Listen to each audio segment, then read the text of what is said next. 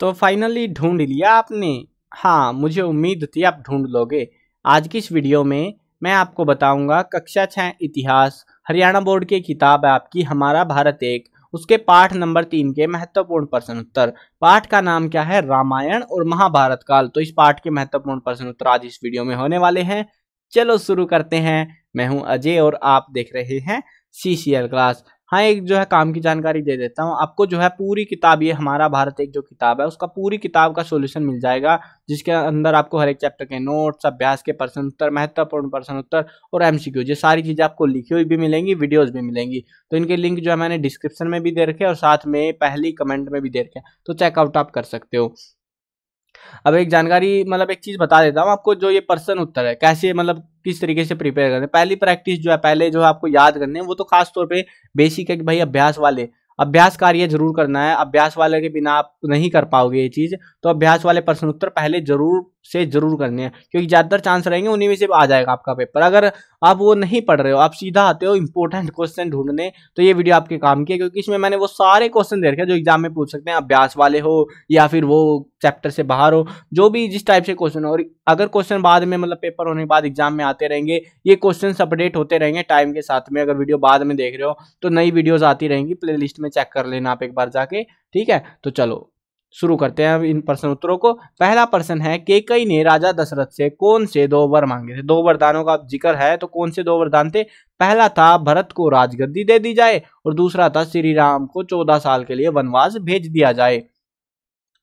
अगला प्रश्न है, अमेरिकी एजेंसी नासा ने राम सेतु के बारे में क्या कहा है? अमेरिकी एजेंसी नासा ने राम सेतु के बारे में कहा है कि भारत और लंका को जोड़ने वाला पुल मानव निर्मित है। यानी कि जो वो पुल है ना, बीच में मैंने चैप्टर पढ़ाया था जब, तो उसमें दिखाया भी था आपको। तो वो जो पुल है वो इंसानों ने बनाया है, वो बता रहे हैं, और जिसे श्री राम द्वारा मानव निर्मित माना जाता है। उन्होंने कहा है कि जो जिसको तुम राम का बनाया हुआ मानते हो ना, वो असली में किसी इंसान ने ही बना रखा है, और उसका समय उन्होंने 7000 ईसा पूर्व के आसपास बताया है। ये वही समय है जब रामायण घटित हुई थी, तो कहीं ना कहीं साबित होता है इस चीज से कि हाँ ये असली था।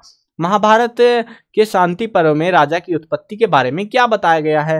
मतलब राजा जो है यहाँ पे, जो है ना, एक और चीज आपसे पूछ सकती है यहाँ पे, इस क्वेश्चन को थोड़ा सा घुमा सकते हैं। वो पूछेंगे कि महाभारत काल में जो है राजा की उत्पत्ति का वर्णन किस प्रकार किया गया? वो शांति पर्व को ही गायब कर देंगे पूरा, तो वो तब भी आपको यही उत्तर लिखना है, ठीक है। ध्यान, कंफ्यूज नहीं होना चाहिए आपको। तो देखो, महाभारत के शांति पर्व में लिखा है कि प्रारंभ में ना राज्य था, ना राजा, ना दंड था और ना ही दंड देने वाला। धर्म से ही एक दूसरे की रक्षा की जाती थी, परंतु नैतिक पतन के बाद, यानी कि अच्छी चीजें, अच्छे कामों के पतन होने के बाद लोग दुष्ट होते चले गए, और उससे समाज में अराजकता की स्थिति पैदा हो गई और राजा की आवश्यकता बनी या फिर महसूस हुई। एक समझौता हुआ उस टाइम पे, जिसमें राजा ने प्रजा ने जो है, प्रजा मतलब जनता, आम जनता ने जो है, लोगों ने जो है राजा को कर देना स्वीकार करा, यानी कि पैसा देना स्वीकार करा। चंदा जैसे होता है ना, थोड़ा थोड़ा पैसा इकट्ठा करके राजा को दिया जाएगा, और उससे जो है राजा ने प्रजा की रक्षा का वचन दिया, जिसमें वो अपनी सेना, अपना खर्चा वर्चा जो भी निकालना वो निकालेगा। और इस प्रकार एक शक्तिशाली राजा की उत्पत्ति हुई थी। चलो अगला प्रश्न देखते हैं, रामायण से संबंधित मिट्टी की मूर्तियां कहाँ कहाँ से प्राप्त हुई है? अब ये जो है ना, इसको क्वेश्चन को थोड़ा सा ट्विक कर सकते हैं, घुमा सकते हैं आपसे एग्जाम में पूछते टाइम, ये ध्यान रखना। इस क्वेश्चन में क्या पूछ सकते हैं, रामायण से संबंधित मिट्टी की मूर्तियां हरियाणा में कहाँ कहाँ से प्राप्त हुई है? बस यहाँ पे थोड़ा सा ऐड कर देंगे, यहाँ पे क्या लिख देंगे, हरियाणा में। तो अब जो ये हरियाणा है, हरियाणा में आने के बाद में दिक्कत क्या होगी, आपको ये पूरा उत्तर नहीं लिखना, फिर आपको छोटा लिखना है उत्तर, तो पर्सन आएगा 1 नंबर का। अब आप सोचो भाई इतना बड़ा उत्तर 1 नंबर में आ रहा है, पोपट काट रहे हो। देखो, अगर हरियाणा में पूछे तो हरियाणा में यहाँ से स्टार्ट होता है प्रश्न और यहाँ तक है। और अगर आपसे ये पूछे कि मिट्टी मूर्तियां कहाँ कहाँ से मिली है, तो वो जो है, आप इसको अगर ये स्थान ये वाले याद नहीं आए ना, तो सीधी बात है, मैं बताता हूँ। रामायण से संबंधित मिट्टी की मूर्तियां उत्तर प्रदेश, बंगाल, बिहार, उड़ीसा, राजस्थान और हरियाणा से प्राप्त हुई है। तो अगर 1 नंबर में आता है ऐसे भी लिख सकते हो आप, ध्यान रखो। अगर 2 नंबर में आता है तो ऐसे लिख देना। अगर 1 नंबर में आता है, पूछ ले आपसे कि रामायण से संबंधित मिट्टी की मूर्तियां कहाँ कहाँ से प्राप्त हुई है, बस यही पूछ ले, इतना सा जो लिखा हुआ बकायदा उतना सा पूछे, तो बस यहाँ पे ये सीधा हरियाणा लिख देना, इनको हटा देना फालतू को, और कोमा लगा के यहाँ पे हरियाणा और लिख देना, ऐड कर देना, यहाँ से मिली है। लेकिन अगर पूछे कि हरियाणा में कहाँ से मिली है, तो ऊपर वाला सारा हटा देना, और यहाँ पे हरियाणा में जींद, सिरसा, हिसार, हाट, सूद, यमुनानगर इत्यादि कुछ स्थानों से, हमको इन स्थानों से मूर्तियां मिली है।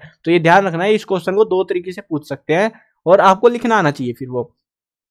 चलो अगला प्रश्न है, रामायण संबंधित 5 स्थलों की सूची बनाइए। ये जो है अयोध्या, चित्रकूट, रामटेक, पंचवटी, रामनाथपुरम और रामेश्वरम, इनमें से कोई 5 चूज कर लेना। और भी बहुत सारे स्थान हैं वैसे तो, अभ्यास वालों में देख लेना, मैंने सारे लिख रहे, सारे जो है नाम बता रहे, बहुत सारे हैं वो, तो उनमें से आपको कोई से 5 याद कर लेने हैं। अब ये जो है महाभारत में भी पूछ सकते हैं, बाकी महाभारत में इतना पूछने के चांसेस नहीं है। ज्यादातर क्या पूछेंगे महाभारत में, तो कि महाभारत कहाँ पर हुई थी वो सबको पता है भाई, कुरुक्षेत्र में हुई थी, तो बाकी कुछ पूछेंगे नहीं, है ना। तो इसीलिए मैंने राम वाला ऐड करा है, ठीक है।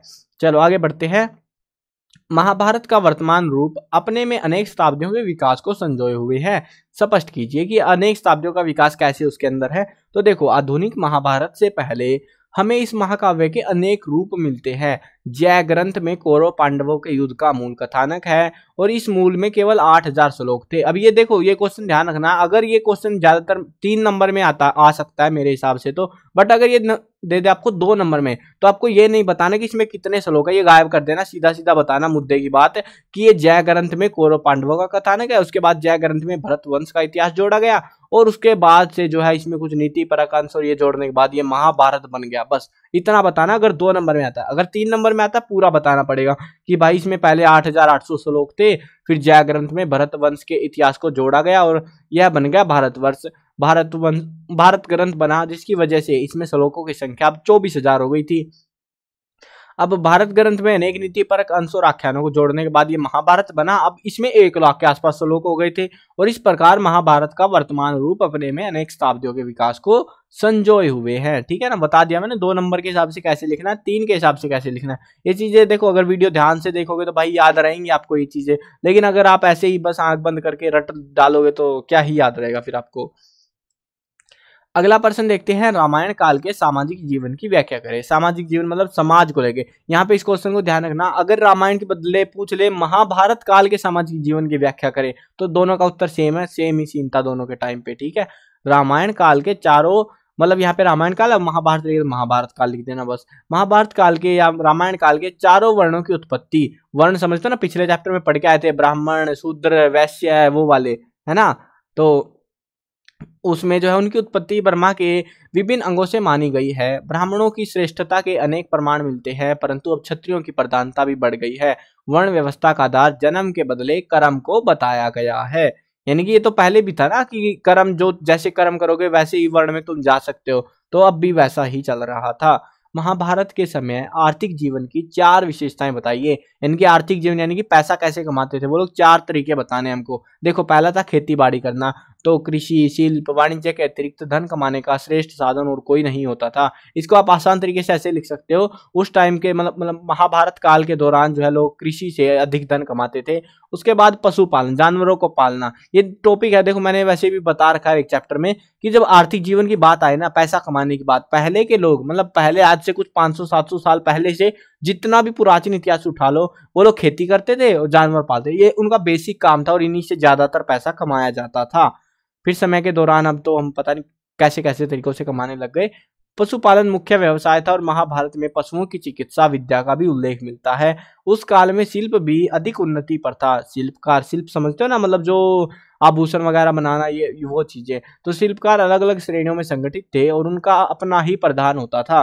विदेशी व्यापारियों की आय व्यय का ध्यान रखकर राज्य द्वारा उन पर कर भी लगाए जाते थे। जल और स्थल दोनों रास्तों से व्यापार होता और व्यापारी बहुत पैसा कमा रहा था।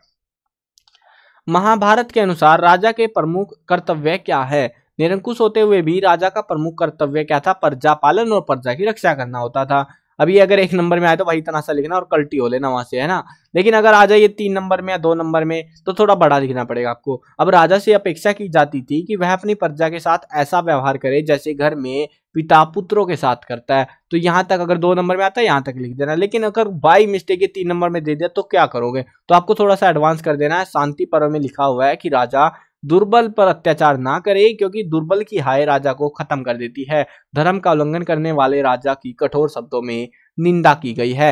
देखो यहाँ पे एक चीज है, मैं आपको सिंपल शॉर्ट तरीके से बताता हूँ, प्रश्नों के हिसाब से, नंबर के हिसाब से कितना लिखना होता है।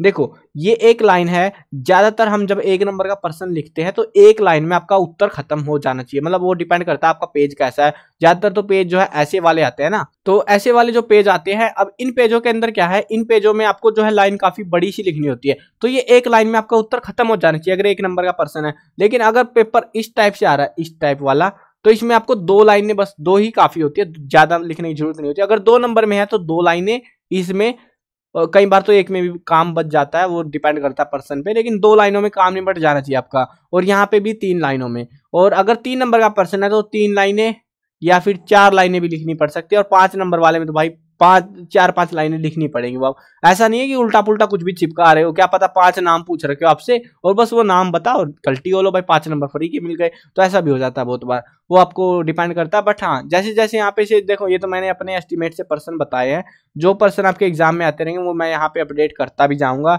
और हाँ, अगर आपके एग्जाम में पर्सन आता है, वीडियो देख रहे हो एग्जाम टाइम पे, तो आप भी बता सकते हो आपके पेपर में कौन कौन से आए, ताकि आपके बाद जो स्टूडेंट आएंगे उनकी भी मदद हो जाएगी और उनको भी पता लग जाएगा कि हाँ ऐसे ऐसे पर्सन जो है एग्जाम में पूछे गए थे, उनके सॉल्यूशंस भी आपको प्रोवाइड करा दिए जाएंगे। चलो वीडियो खत्म करते हैं। मैं कवर करने वाला हूँ क्लास 1 से लेके 12th तक सभी सब्जेक्ट की वीडियो, हिंदी मीडियम और इंग्लिश मीडियम दोनों में होने वाली है, तो सब्सक्राइब करो, साथ में घंटी दबाओ ताकि कोई भी अपडेट आए आपको बिल्कुल टाइम से मिल जाए।